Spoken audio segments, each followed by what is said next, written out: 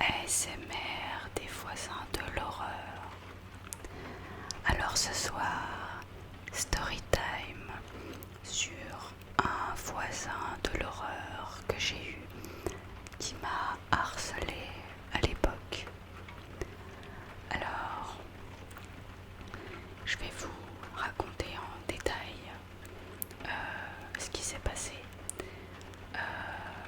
Mais voilà, ce qu'il faut savoir, c'est qu'on n'a pas toujours la chance d'avoir de bons voisins et que dans la ASMR, tout comme dans la relaxation en général, eh bien,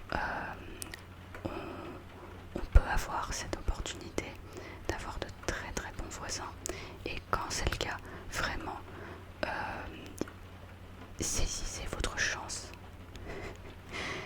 Ce que je veux dire par là, c'est que voilà, il faut se rendre compte de la chance que l'on a lorsque l'on n'a aucun voisin de l'horreur, lorsque l'on a finalement cette chance de vivre en harmonie totale avec ses voisins. Et parfois même, ça peut être le cas. Alors c'est pas toujours le cas, mais ça peut être le cas.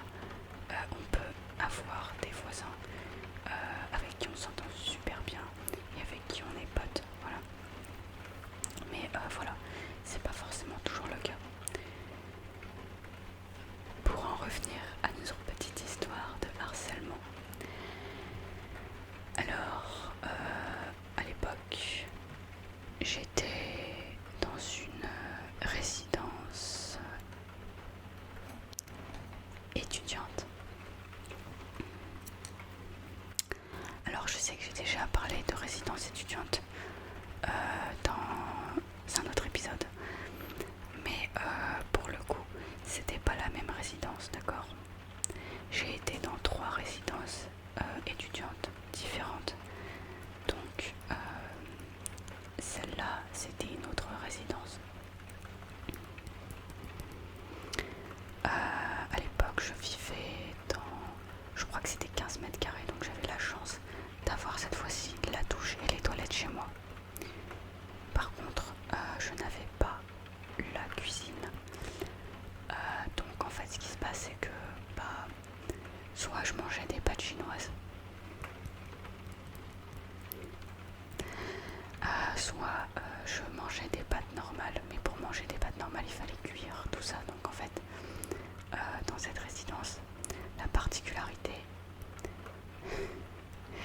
c'est qu'on avait une seule cuisine, d'accord? Écoutez bien, une seule cuisine pour 4 bâtiments. Et dans chaque bâtiment, il y avait 4 étages. Et à chaque étage, on était peut-être 10 ou 15 étudiants, je sais pas exactement combien, mais on était quand même beaucoup. Ce qui fait qu'en fait, c'était assez compliqué parce qu'il y avait la queue.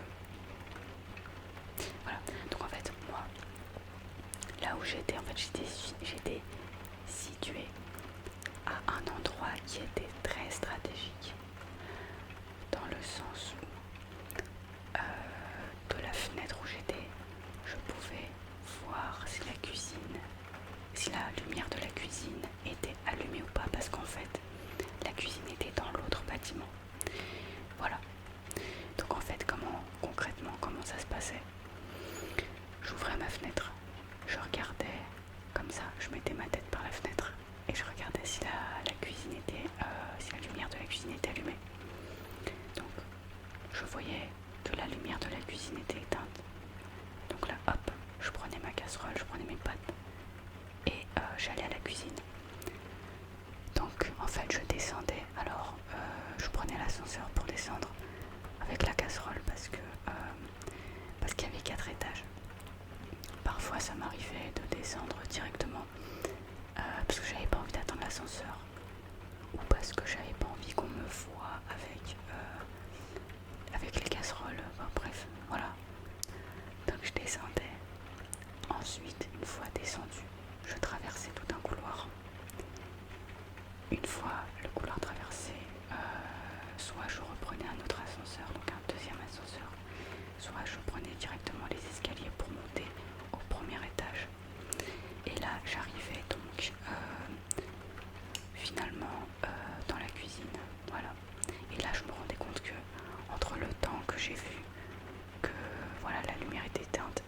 je suis arrivée, il y a eu quoi, 2-3 minutes. Bah en fait il y a quelqu'un qui a pris ma place, qui est arrivé entre temps. Donc voilà, il faut faire la queue. Il y avait vraiment un timing, c'était assez chiant. Du coup moi j'y allais vers 17h. Je mangeais toujours en décalé parce que j'avais pas envie de croiser les gens. Franchement, j'étais dans des délires d'asocial, bref.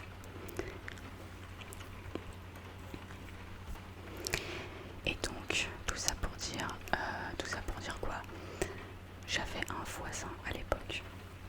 Alors, en fait, c'est pas un voisin qui m'a harcelé moi, c'est un voisin qui harcelait tout le monde. Mais vraiment, il harcelait tout le monde. C'est-à-dire que tous les soirs, il toquait aux portes de tout le monde. Donc, je sais pas s'il toquait aux portes des gens qui étaient dans les étages d'en dessous, mais il toquait aux portes de tout le monde. Et même à ma porte. Et en fait, moi, la première fois que j'ai entendu enfin, quelqu'un toquer, j'ai sursauté. J'ai dit, qu'est-ce qui se passe? Parce que moi, en fait, à l'époque, ce qu'il faut savoir, c'est que j'étais à fond. J'étais à fond dans mon master. Voilà. Donc, j'étais en train d'étudier. Et voilà, des fois, j'avais mon casque dans les oreilles. J'écoutais de la musique en même temps. Et des fois, j'entendais le bruit. Je disais, mais qui c'est qui a toqué? Alors que moi, je connaissais personne dans la résidence. Je connaissais vraiment personne.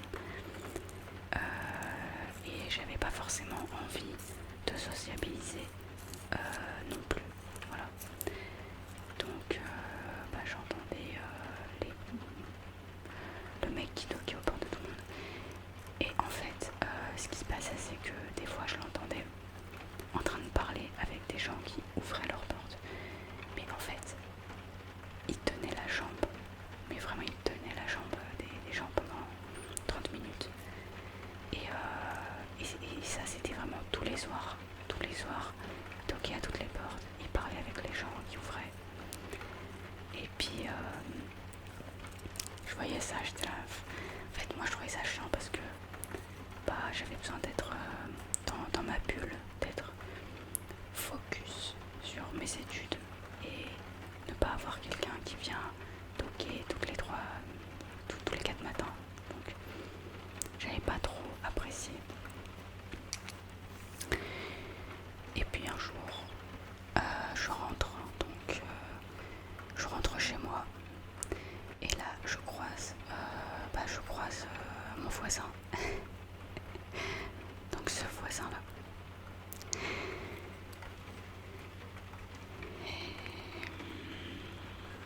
Alors qu'est-ce qui s'est passé?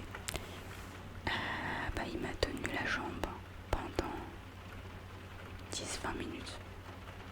Alors que moi de base, en tout cas à cette époque-là, je n'aimais pas du tout parler pendant des heures et des heures avec des gens comme ça, dont j'en ai absolument rien à battre. Voilà. Mais vraiment, je m'en battais les steaks. Donc, le gars me voit, me dit mais c'est toi, salut. Je dis comment ça, on se connaît. Il me dit je toque souvent chez toi, mais t'ouvres jamais la porte. Pourquoi t'ouvres pas la porte? Est-ce que t'es chez toi, tu m'entends et t'ouvres pas la porte? Et moi je lui dis non mais moi j'ai besoin d'être au calme. Voilà, moi je travaille. Voilà, je veux être tranquille. Et puis là il me dit ouais, est-ce que tu veux pas qu'on fasse des trucs ensemble, qu'on aille faire du sport, manger, etc. Moi je dis non, j'ai pas le temps, c'est cool, hein, c'est sympa, merci pour l'invitation, mais voilà quoi, j'ai pas le temps et j'ai pas envie quoi. Je veux dire, moi je suis pas là pour ça, je suis pas là pour en fait je suis pas là pour sociabiliser, je suis là pour travailler. Et là il me sort tout un discours en mode non mais en fait voilà, la vie étudiante c'est pas que le travail. sortir et tout. Et puis il me dit, mais en plus, trop bizarre, c'était un étudiant qui était tout le temps en costard. Trop bizarre, trop bizarre. Et du coup, il me dit ouais, t'es sûr, tu veux pas qu'on aille manger, etc., qu'on fasse des trucs et tout. Et moi, j'étais en mode non, non, mais je veux pas en fait me sociabiliser. Oh là là, j'étais vraiment, mais vraiment asociale à l'époque. Mais dans tous les cas, voilà, bah quand c'est non, c'est non. Et du coup, bah merci, au revoir, je rentre chez moi, point barre. Et moi je pensais qu'il avait compris la leçon. Et bah non, il a recommencé à toquer chez moi. Et là c'est devenu assez chiant. Parce que en fait, ce qui se passait c'est que quand j'étais chez moi et qu'il toquait, je savais qu'il savait que j'étais chez moi. Parce qu'en fait il m'entendait rentrer chez moi. Et que très souvent, très souvent, dès que je rentrais chez moi, il ouvrait sa porte. C'est-à-dire qu'en fait, il était à l'affût du moindre bruit. Et c'est pareil, il faisait la même chose avec les autres en fait. C'est-à-dire que dès qu'il entendait un bruit, hop, il sortait et il disait ah salut. Il faisait semblant de sortir. Je sais pas, c'est bizarre. Du coup, en fait, quand moi je sortais et que par exemple j'avais les casseroles avec moi là, que je devais porter, nanana, les pâtes, la casserole, etc. Bah du coup lui il ouvrait la porte directement et il me disait ah salut, ça va. En fait il surveillait mes moindres faits et gestes, ce qui faisait que parfois je me retrouvais à devoir par politesse parler avec lui dans les couloirs alors que j'avais pas envie, que j'étais pressée, que j'avais qu'une envie, c'était arriver à l'heure à l'heure à la cuisine pour respecter le timing, pour pouvoir avoir la place et pouvoir me faire mes pâtes tranquillement sans que quelqu'un vienne me saouler. Voilà. Et c'était infernal parce que pareil, quand je rentrais chez moi, qu'il entendait les bruits de serrure, direct il ouvrait la porte, il sortait. Donc moi en fait je rentrais chez moi très vite. Et puis 2-3 secondes après il venait toquer chez moi. Du coup moi je restais comme ça en mode ok, là il faut pas faire de bruit. Mais c'était vraiment super chiant parce que j'avais beau lui dire que j'avais pas envie de faire quoi que ce soit avec lui, bah il était très insistant. Voilà. Et je peux comprendre que ce soit quelqu'un qui soit très extraverti, qui aime bien faire des trucs, mais là pour le coup c'était vraiment, ça allait au-delà de ça, c'était vraiment du harcèlement parce que tu pouvais lui dire ce que tu voulais, il continuait. Et ça c'est vraiment relou pour le coup. Je vais pas vous mentir, mais à un moment donné j'ouvrais même plus la porte quoi. Je veux dire, je restais chez moi, je restais reclus à manger des pâtes chinoises. Et je n'osais même plus sortir en fait. C'est-à-dire qu'en fait je savais même pas à quel moment je pouvais sortir parce que le mec il traînait souvent dans les couloirs, donc en fait je pouvais tomber nez à nez avec lui à tout moment. Donc c'était une galère de fou. Mais à la fin, qui c'est qui a déménagé en premier? Et bah c'était lui. Il s'est barré de la résidence pour mon plus grand bonheur. J'étais tellement bien après ça. C'était tellement